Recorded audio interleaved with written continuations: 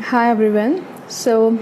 Today's topic is not about COVID, but it is about the nutrition concepts of Ayurveda.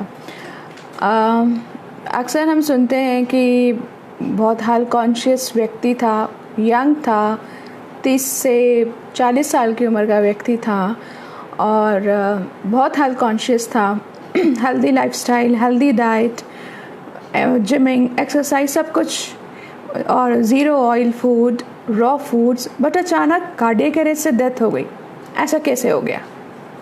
तो आज का ये video मैं अपने एक फॉलोअर के रिक्वेस्ट पे बना रही हूँ।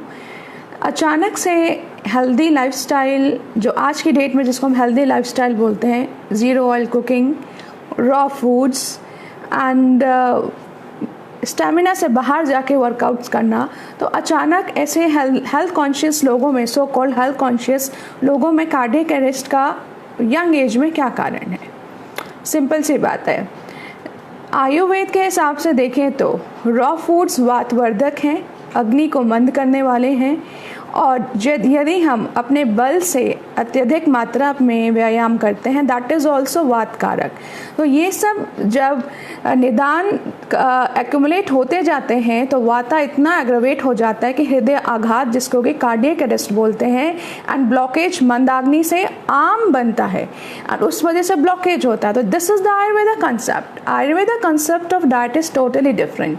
एंड मुझे ये लाइव टॉपिक इसलिए लेना पड़ा बिकॉज नाउ डेज जब मैं कंसल्टेंसी दे रही हूँ तो मैंने काफ़ी जगह देखा कि जिम जाकर वेट एकदम से तो शेड हो जाता है लेडीज़ में, बट एक जगह जाके वो स्टक हो जाता है।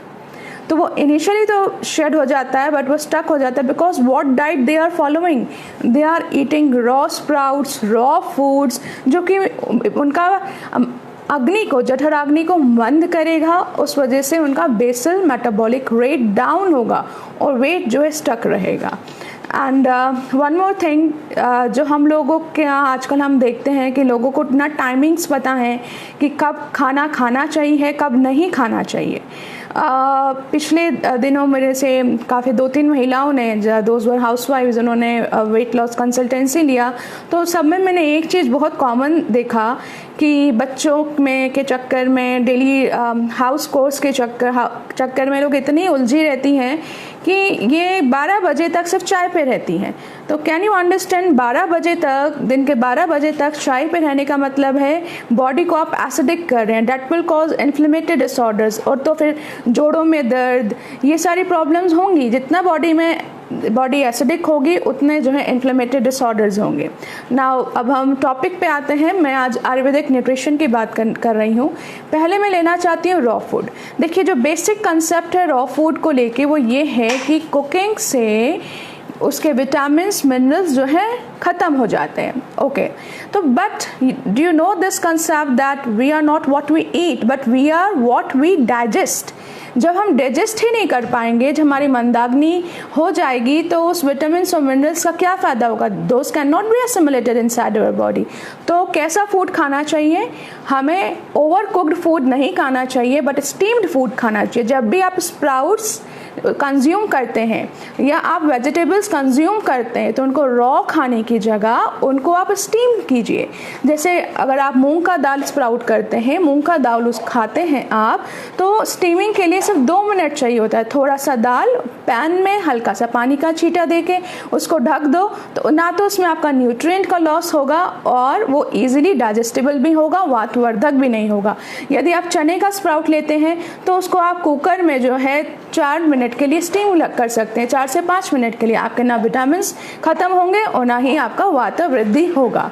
Now come to the vegetables. Similarly vegetables को भी आप स्टीम कर सकते हैं। उसको हमको डीप फ्राई नहीं करना है, उसको ओवर कुक नहीं करना है, तो स्टीमिंग में आपके विटामिन्स और मिनरल्स का लॉस नहीं होता है। तो this is the first concept about the raw food. तो जब भी आप रॉ फूड खाएंगे तो ये ध्यान करिए कि जो पित्ता बॉडी टाइप हैं वो तो ठीक है, वो तो फिर भी डाइजेस्ट कर सकते हैं क्योंकि उनमें जो अग्नि है वो तीव्र होती है, परंतु जो वाता एंड कफा बॉडी टाइप्स हैं वो उसको डाइजेस्ट नहीं कर सकते, तो वो वाता को बढ़ाएगा एंड प्लस जो अन्न है वो अपक्व रह जाएगा और वो आम को क्रिएट करेगा एंड आमा बॉडी में ब्लॉकेज क्रिएट करता है।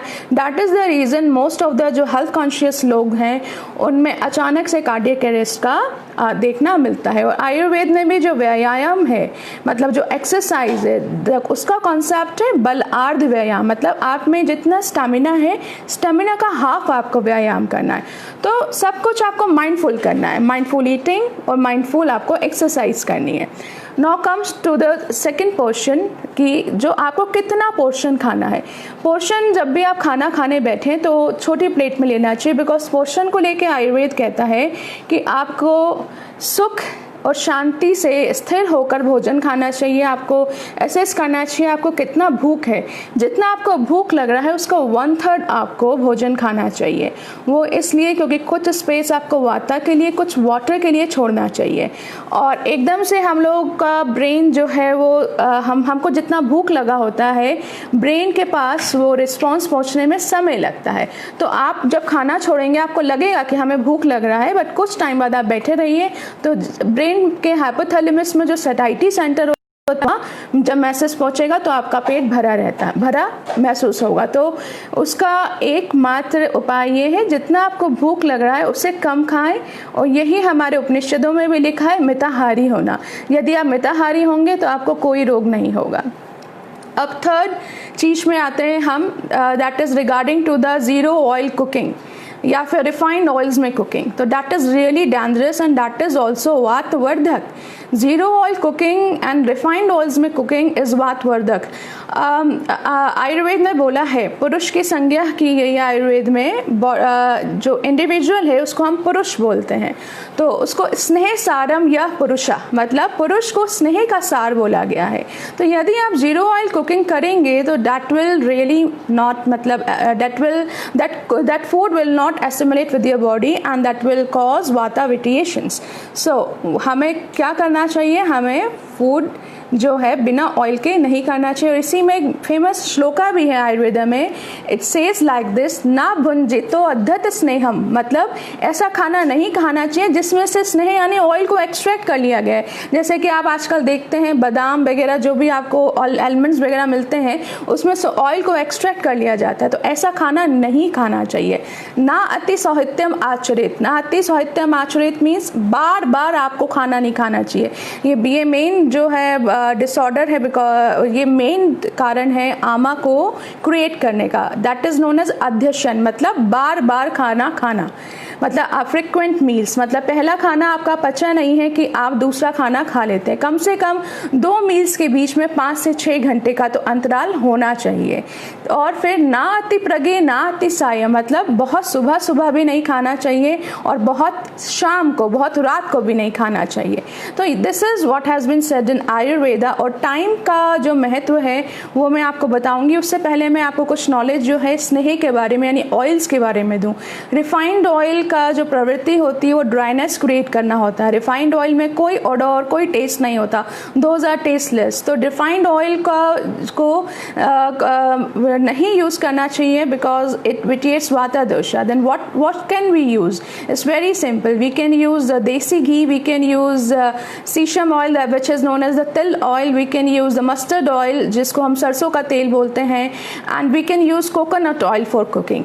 And the best part is कि जो ओबेज होते हैं या जिनको डायबिटीज़ का शिकायत है, इंसुलिन रेजिस्टेंस है, तो वहाँ पे जो मस्टर्ड ऑयल है, because it functions like a scraping, इसको लेखन का कार्य करने वाला बोलते हैं। तो मस्टर्ड ऑयल वेट रिडक्शन में बहुत फ़ायदेमंद होता है क्योंकि इसका वीर्य भी उष्ण वीर्य होता है। तो विंटर्स में आप मस्टर्ड ऑयल का यूज़ कर सकते हैं, समर्स में आप कोकोनट ऑयल का यूज़ कर सकते हैं और देसी घी का यूज़ कर सकते हैं। बट रिफाइंड ऑयल को आयुर्वेद में अच्छा नहीं माना गया है क्योंकि ये ड्राइनेस करने वाला माना गया है।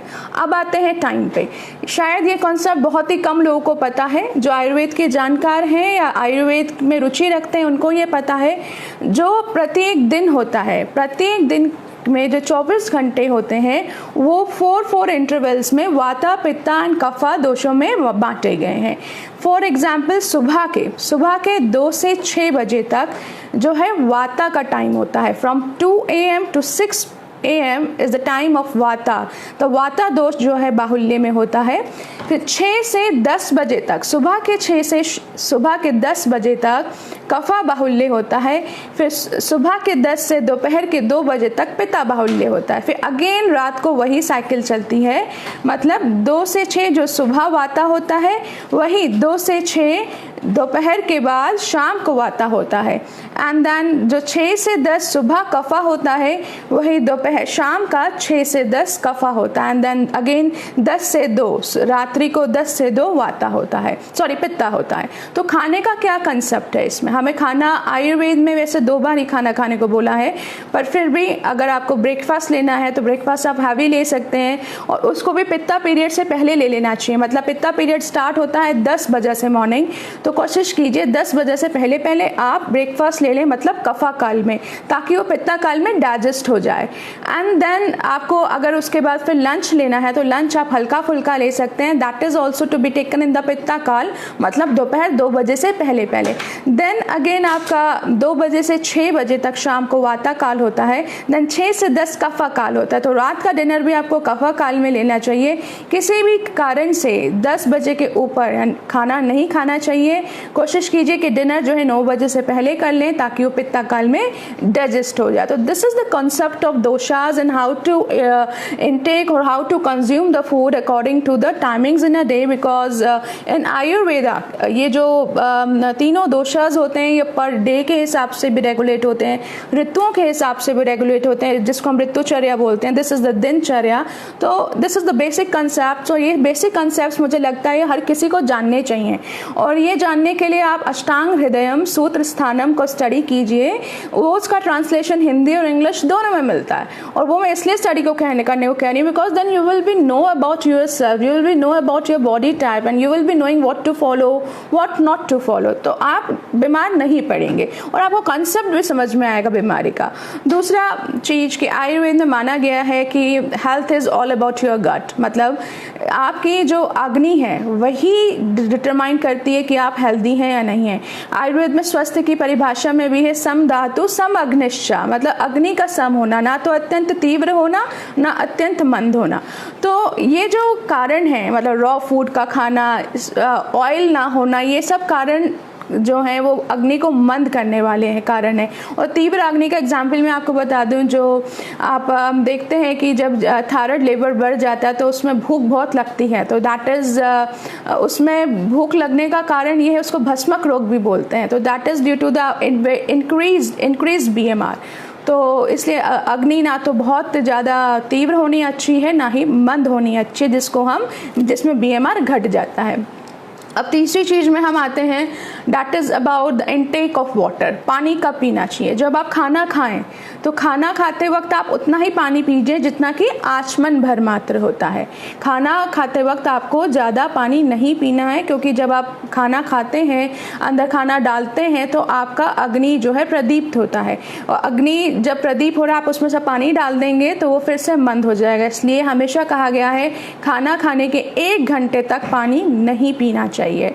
और दूसरा, आयुर्वेद में जब भी ये जिनको आप एपेटाइजर्स बोलते हैं, तो आयुर्वेद में एनोरेक्सिया यानी कि अरुचि, जब खाना खाने का मन नहीं होता, उसको हटाने के लिए हम दीपन एंड पाचन क्रिया करते हैं, और वो उष्ण वीर्य द्रव्यों से होती है, जैसा कि मैंने हिंगवाष्टक चूर्ण आपको लोगों को बताया है। तो और चित्रक आदि बटी, जिसमें नागरमोथा चित्रक आदि होता है, तो ये सब का रोल होता है। अगर आपको खाना खाने के बाद अफारा या फ्लैटुलेंस महसूस होता है तो that is also the reason of mandagni. तो इसके लिए खाना खाने से पहले आपको या तो हिंगवाष्टक चूर्ण खाना चाहिए, और खाना खाने के बाद चित्रकादि बटी गर्म पानी से लेनी चाहिए। ये डिफरेंट कंसेप्ट है, इसको मैं बाद में बताऊंगी। और दूसरा, कभी भी जो आजकल कॉन्सेप्ट चल पड़ा है कोल्ड स्मूदीज़ लेने का, ये नहीं लेना चाहिए।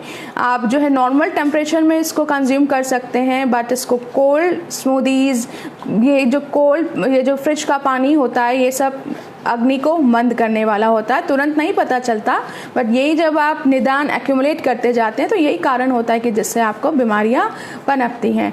और दूसरा, भय और शोक में खाना खाने को साफ मना किया गया है। आप देखते हैं आजकल लोग डिप्रेशन में जो है बहुत ज़्यादा खाने खाते रहते हैं, तो डैट इज़ नॉट गुड, इसलिए साफ मना कर दिया। यदि आपको भय है किसी चीज़ से या आप किसी शोक में हैं, डिप्रेशन में हैं, तो बेटर आप ऐसे ही रहें, लेकिन उसमें खाना नहीं खाएं क्योंकि उस वक्त खाना नहीं भी पचेगा। वन मोर थिंग मैं यहाँ बता दूँ कि सुबह शाम बेशक आप अगर 2 टाइम भी खाना खाते हैं तो पोर्शन ज़रूर रेगुलेट करना है। जितना भूख है उसका 1/3 खाना खाना चाहिए, मिताहारी होना चाहिए। खाना कितना खाना चाहिए? जितना कि भिक्षा ली जाती है। और इसी के लिए हमारे यहाँ हमारे जो कल्चर में अन्नपूर्णा माता का एक श्लोक भी है कि अन्नपूर्णे सदा पूर्णे शंकर प्राण वल्लभे ज्ञान वैराग्य सिद्ध्यर्थम भिक्षाम देहि चा पार्वती। तो जब भी हम खाएं तो उसको भी एक पूजा बनाएं और यह भगवान से प्रार्थना करें, मेरे ज्ञान और वैराग्य को सिद्ध करने के लिए मुझे भिक्षा दें। तो मतलब आपको जितना पोर्शन एक भिक्षा का होता है आपको उतना ही खाना है। इसका मतलब ये है कि आपको खाना खाने के लिए नहीं जीना है, बल्कि जीना है तो इसीलिए खाना है। तो this is all the concepts of nutrition in Ayurveda and there many more things. और जैसे जैसे लोग मुझसे कंसल्टेंसी लेंगे और कुछ पूछेंगे, जो मेरे दिमाग में कुछ ऐसी बातें आएंगी जो मुझे आपसे डिस्कस करनी चाहिए, I will discuss with you. But again I will recommend you कि आप सब लोगों को अष्टांग हृदय सूत्र स्थानम, ये बेसिक चीज़ है, ये आपको ज़रूर पढ़ना चाहिए। Thank you so much. Thank you so much.